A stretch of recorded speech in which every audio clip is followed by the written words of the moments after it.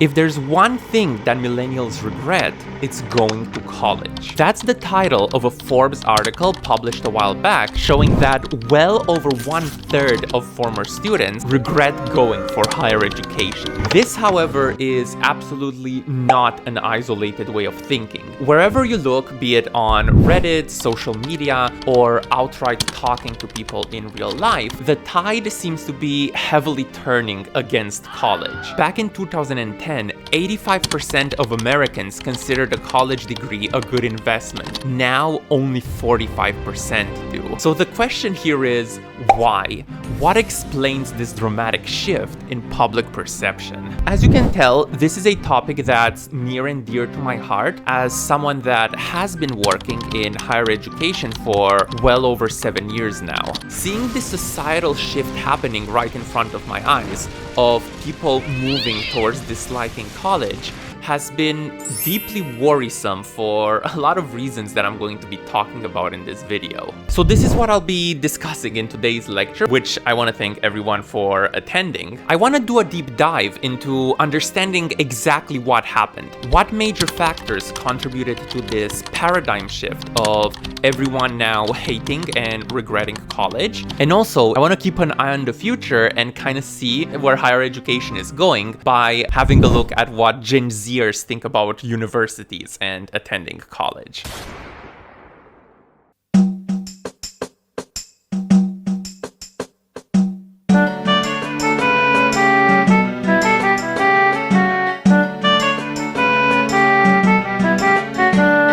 Starting with the Forbes article that I mentioned in the introduction, I'm gonna note that it's not the only Forbes article decrying higher education, so what is going on here, Forbes?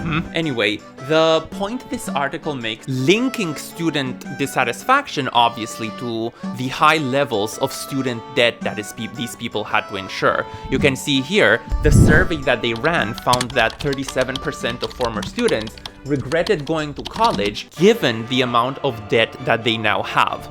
And to some extent, this is a very sensible starting point. Whenever you hear people complaining about college, you're going to hear them complaining about the increase in tuition fees and about the exorbitant costs that they have to pay now. And, you know, this is a major problem. But in my opinion, and this is kind of one of the main points I want to get across in this video, this cannot be the entire story. It cannot be only the cost of tuition explaining the increase in college regret and college skepticism. Instead, it has to go much deeper than that.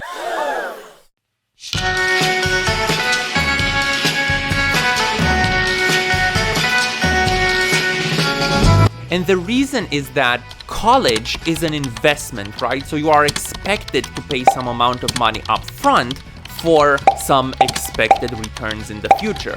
So really what is going on here, and kind of what I wanted to try to find out, is why is college as an investment no longer worth it? And while doing research for kind of this main part of the lecture, I stumbled across what I believe to be a gold mine on Reddit, which is this thread on r-millennials, which, by the way, I didn't know this subreddit existed, but I feel at home. So this Reddit thread asks exactly the question that I'm interested in, which is, why has there been such a strong swing in public opinion against college recently?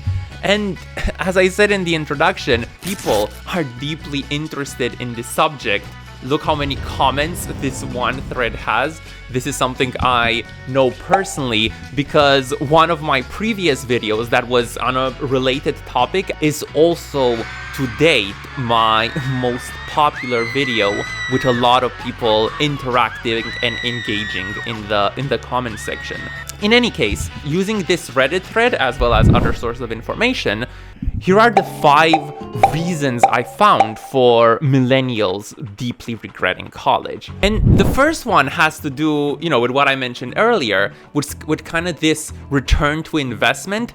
College nowadays is seen as much riskier than it was in the past. You can see here, depending on the major, it's no longer a guaranteed pathway to financial security / access to the middle class. So The whole narrative back in the day was that by obtaining a college degree, by going through a number of years of education, well, at the end of that, you would be basically guaranteed a cushy job, you would be guaranteed a position in society, some financial security. This, however, is no longer the case precisely as a result of an increase in the supply of these degrees. And this is especially the case for certain degrees like liberal arts, which struggle a lot more than others in even finding entry positions after they are done graduating. So, people are having a rough time out there. So yeah, this is a major reason why tuition costs feel so oppressive, because what is the point of making such a large investment if you don't have this guarantee anymore, if you know that you're essentially gambling with your future? Which brings me to the next related reason. Now, so more than ever, there seem to be a lot of employment options for people without college degrees. Let's look at this comment here. More job pathways exist that don't even revolve around a college degree. I know several people who did an online UX program that took a few months. They make more money than I ever have. If you still needed a degree in order to get a job with a livable wage, more people would still be going to college. Sure, you still may be paid less versus someone with a degree, but it used to be that you wouldn't even be considered without one. My takeaway from all this is that it's not all bad, right? You know, when we talk about college regret, when we talk about people being skeptical of college, this necessarily tends to be framed in a very negative light. People tend to become inflamed and aggressive towards each other. But really, one of the reasons why people regret college or choose not to go to college is because better options now exist out there relative to what was in the past. So a diversification of employment opportunities is by no means a bad thing, yet it does contribute to this rhetoric. And this brings me to this question from the audience that I just received, which is about social media. And in my opinion, social media plays a similar role. There has been kind of this explosion of self-entrepreneurship, of people becoming monetized on different social media platforms, particularly among younger people. And this can be seen as an alternative to this traditional path of obtaining a degree that you can then use for your financial situation and for employment. So yes, very good question, and this is very much the case, contributing to the second reason of alternatives being out there. And moving on, we have this reason which is very much related to what we chatted about earlier. For the longest time, if you guys remember from public discourse, trades were vilified. When people were saying, oh, I'm thinking of becoming a plumber or an electrician or what have you, people would just scorn at them. They would get up on their high horse and be like, that's, calling it quits. You should go for an education. You should go for college. There was always this sense of elitism in the air, of people being better than everyone else because they had a higher education and kinda putting down the more practical professions. I've noticed, and I'm really on board with this trend, that this sort of thing has become less and less commonplace, particularly among younger generations. It seems that we're living through a time, like a social transformation time, where being part of trades is no longer seen as a bad thing, is no longer seen as the lazy way out. Now, it seems like almost a respectable choice. People online, when you say that you want to pursue trades, cheer you on for it. They say, yes, go for it. And, you can make a very comfortable living in an environment where the social stigma is no longer quite as bad. So you can see again, this college regret epidemic, this idea of turning against college, doesn't have its roots only in kind of negative things, but it also has its roots in what I believe to be some very good changes in society. So moving on, we have our fourth reason, which I'm going to pay kind of lip service to, but I really want to stay clear of it. But, you know, we can't ignore it. I just talked about how there's less of a stigma associated with trades and practical professions. It would be dishonest of me not to mention the fact that college has been coming under attack from an ideological point of view.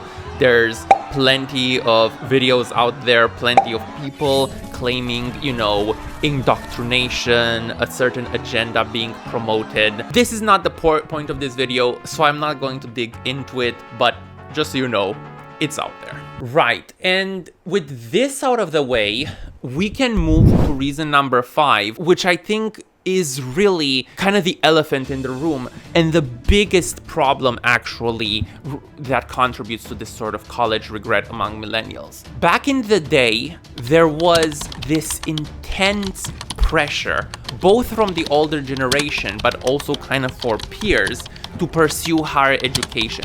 If you didn't go for college, you were a loser, you were a nobody, because this was the only way in which you could go ahead in life.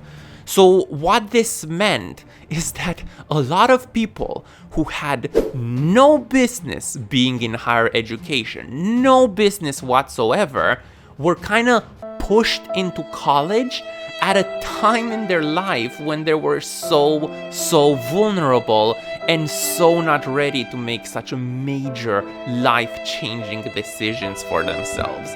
An entire generation was scolded by their parents that they better go to college or else their lives would be worthless. A lot of people spent 4, often more like 5, 6 years and a huge amount of money just because they were told they needed a degree to be worth anything. I think I said enough on this. This was also one of the main points I made in my previous videos. You should check out if you didn't.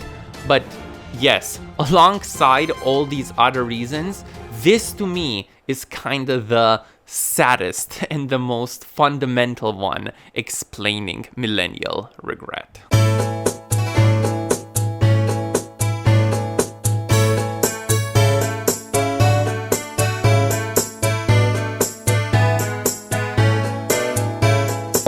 This said, however, it would be really dishonest of me not to point out that just as college regret is very much a real thing, so is the flip side, so is the regret of not having gone to college. I was really surprised at just how widespread this is. When I was doing my research for this video, I went into it thinking everyone is gonna bitch about college. I did not expect the amount of people that were actually having the opposite point of view. This right here from art threw off my chest is kind of one of the most touching threads that I've seen, and I suggest that everyone goes to check it out. I regret not going to college, and I feel like I've wasted my youth rotting in my room. Ultimately, after all is said and done, there is no denying that there's still a lot of good, and there's still a lot that you miss on. And I think it's crucial to understand that just as you shouldn't let yourself be pressured into going to college by the people around you, just as well, you shouldn't let this new wave of anti-college sentiments pressure you into not going to college.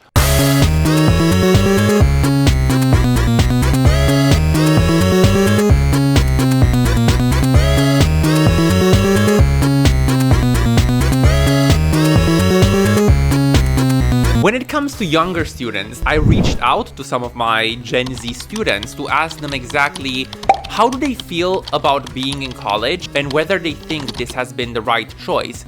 And do bear in mind that the people that I've asked are people who are already in college, right? So they might not be the best representation kind of the population as a whole. A very important difference exists between how Gen Zers perceive college and how millennials do, because when it comes to Gen Zers, the key word is polarization. Depending on which groups you survey and depending on how these questions are asked, you can get vastly different responses, with some people being more enthusiastic about college than what we've seen for any of the previous generation. These numbers are crazy. Look at these numbers. In the 19 to 21st range, 45 plus, that's 85% of these people surveyed last year say that college education is extremely important. We haven't seen these sort of numbers since 2010. Remember the statistics I cited in the beginning? But this is of course just one side of the coin. So some subsamples of people within Gen Z are extremely enthusiastic and extremely pro-college, whereas others, not so much. And, this is probably the most millennial thing ever to do, going on a BuzzFeed article to read about the views of Gen Z.